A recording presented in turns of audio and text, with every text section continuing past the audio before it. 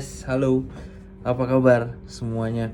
Setelah 6 bulan lamanya gua belum ngonten lagi, akhirnya gua ngontennya Sobat Hobis di vlog gua di Harus Vlog. Sekarang hari ini tepatnya sebenarnya gua dari 6 bulan kemarin tuh menyiapkan beberapa bahan untuk gua ngevlog, untuk gua bagi, untuk gua share kepada kalian semua tentang pedal-pedal dan apa sih kegunaan, ya sebenarnya sih khususnya dengan gua ya, kegunaan gua di kegunaan pedal ini di permainan gua. Salah satunya adalah pedal ini. Oke.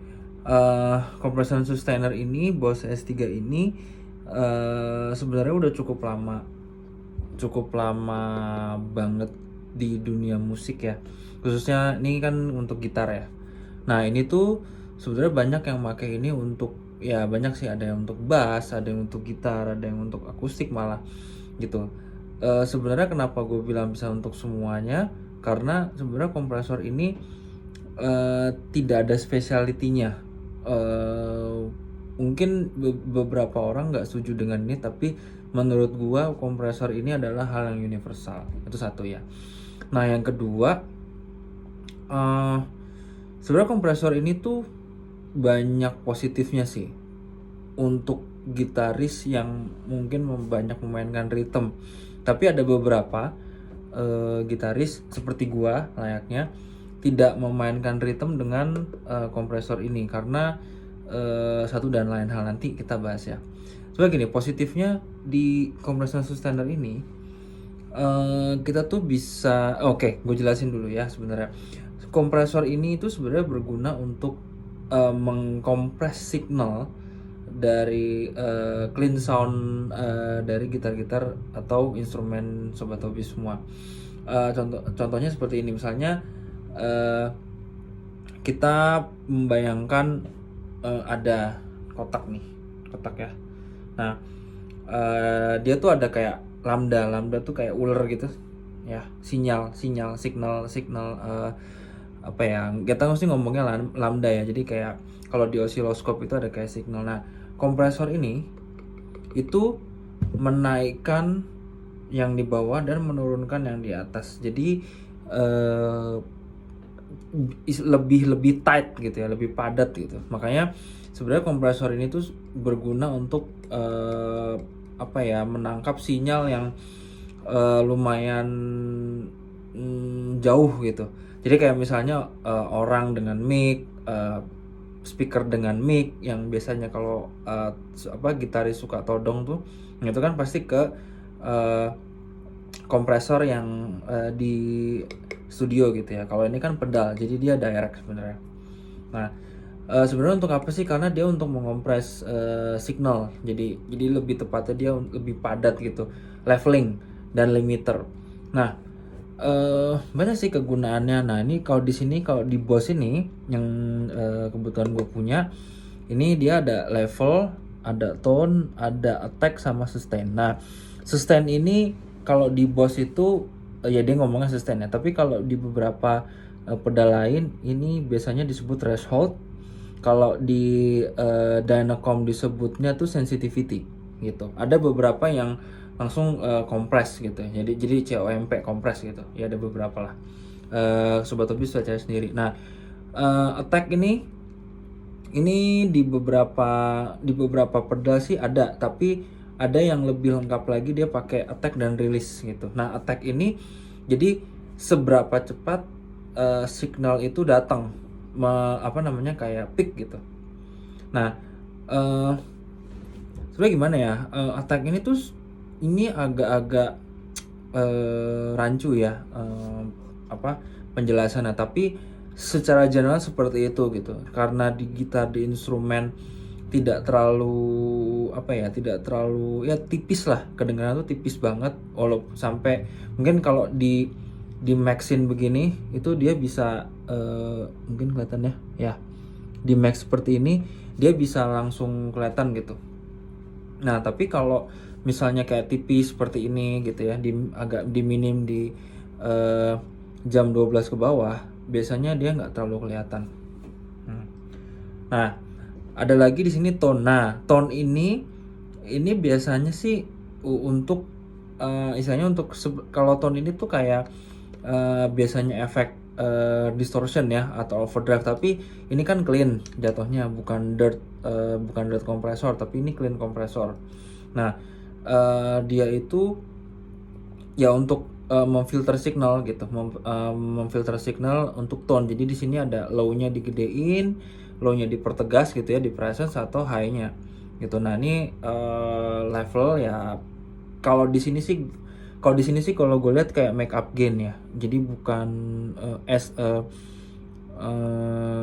clean boost, tapi memang dia make up gain. Jadi bener-bener gain Sobat Hobis tuh gitar-gitarnya bisa langsung naik gitu. Jadi makanya kadang tone-nya dikecilin, attack-nya dikecilin, sustain-nya dikecilin, levelnya diginin, biasanya sih jadi bisa clean boost gitu. Nah, sebenarnya banyak ya yang memakai kompresor ini sebenarnya, tapi beberapa sih gue prefer untuk tidak memakai kompresor ini gitu. Ya contohnya di beberapa musik ini tuh gue sering sih nggak memakai kompresor gitu, tapi gue untuk beberapa rhythm, beberapa petikan, istilahnya kayak finger picking, ini gue pakai. Contohnya seperti ini.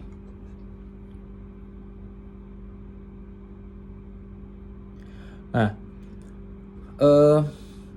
salah satu kenapa gue nggak memakai ini, jadinya tidak memakai ini lagi, kompresor ini, karena kompresor ini sangat menghilangkan dynamic gue. Karena gini Sobat Hobis, gua itu tipe gitaris yang sangat memperkirakan atau memikirkan soal kemurnian overdrive. Jadi misalnya kayak tabung, tube amp, dan misalnya distortion, overdrive, seperti yang bisa Sobat Hobis tahu, gue punya beberapa overdrive ya, kayak clone, kayak JHS ya. Itu kan dia ada seperti edge of breakupnya. Nah, salah satunya gue nggak memakai ini karena dia menghilangkan dynamicnya si pedal tersebut atau si tube amp tersebut. Nah, ini gue akan mendemokan soal ininya ya, yang di pedalnya. Check out.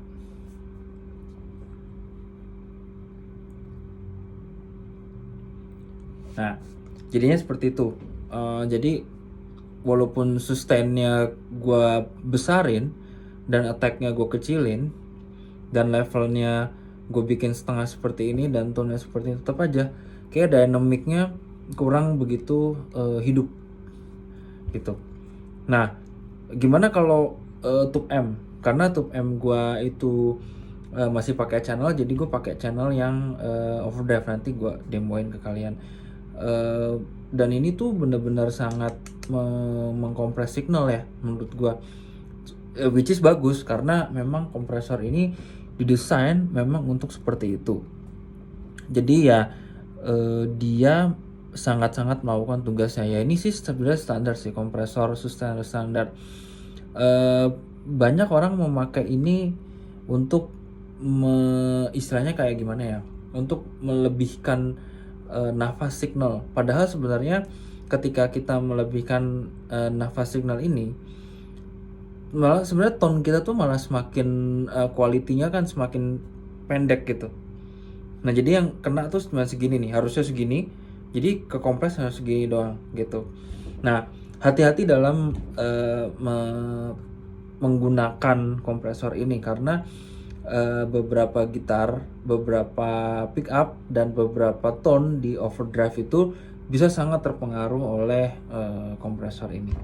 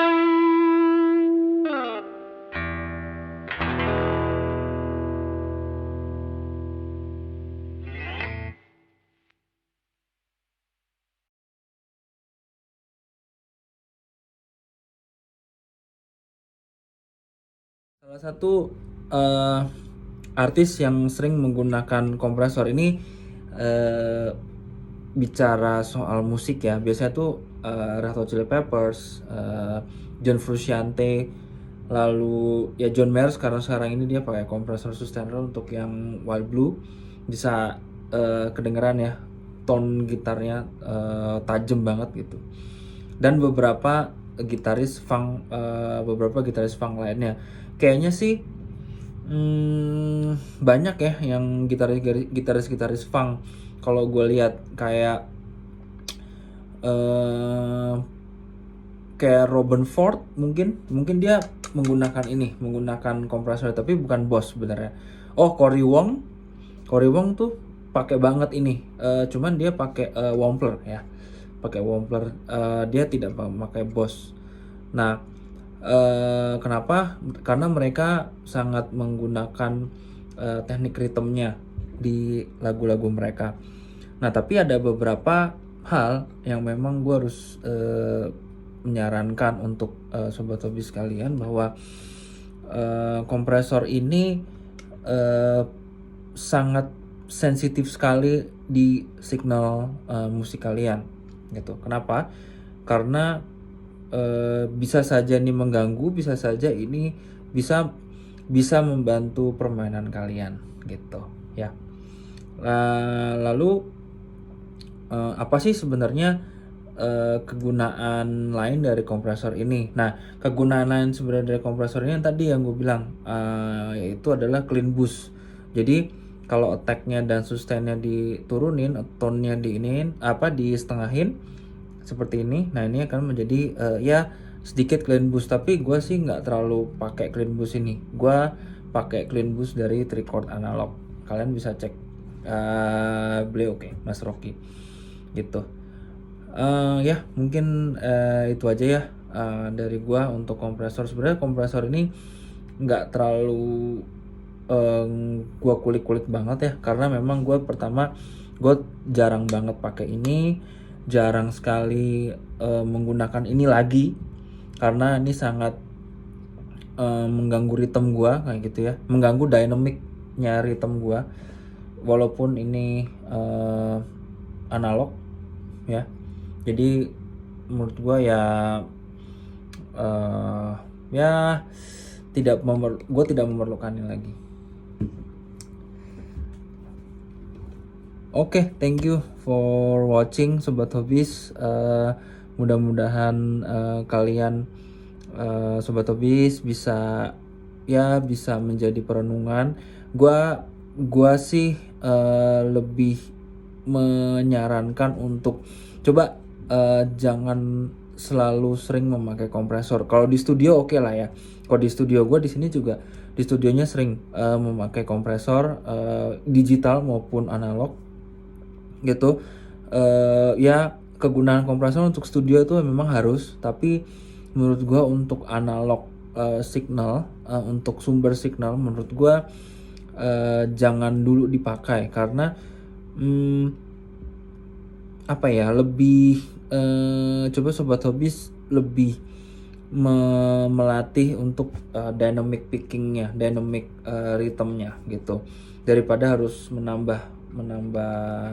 memakai pedal seperti ini. Karena menurut gue pedal kompresor itu ya sedikit sih sebenarnya membantu permainan kita. Jadi